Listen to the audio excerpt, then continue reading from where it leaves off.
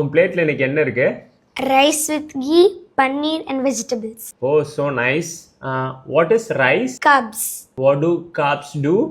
It helps me run faster and play longer matches.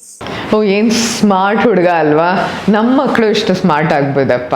ಈಗ ಸ್ಕೂಲಲ್ಲೂ nutrition ಬಗ್ಗೆ ಹೇಳ್ಕೊಡ್ತಾ ಇರ್ತಾರೆ, ನಾವು ಕೂಡ ಎಷ್ಟೋ ಕಲ್ತಿದ್ದೀವಿ, ಪ್ರೋಟೀನ್ ವೈಟಮಿನ್ಸ್ ಇವೆಲ್ಲ ನಾವು ಹೇಳ್ಕೊಡ್ಬೋದು.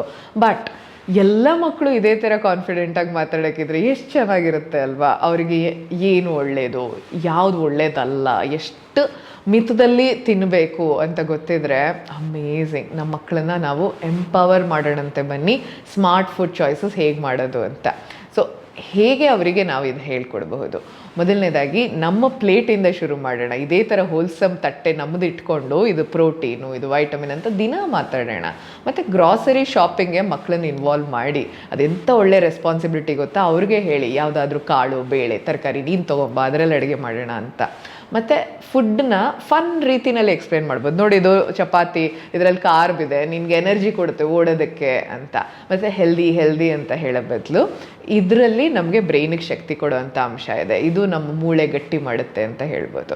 ಮತ್ತು ಅಪರೂಪಕ್ಕೆ ಏನಾದರೂ ಜಂಕ್ ಆರ್ ಟ್ರೀಟ್ ತಿಂತಾರೆ ಅಂದ್ರೂ ಲಿಮಿಟಲ್ಲಿ ತಿನ್ನೋದು, ಭಯ ಇಲ್ಲದೆ ತಿನ್ನೋದು ಅವ್ರಿಗೆ ಗೊತ್ತಿರಬೇಕು.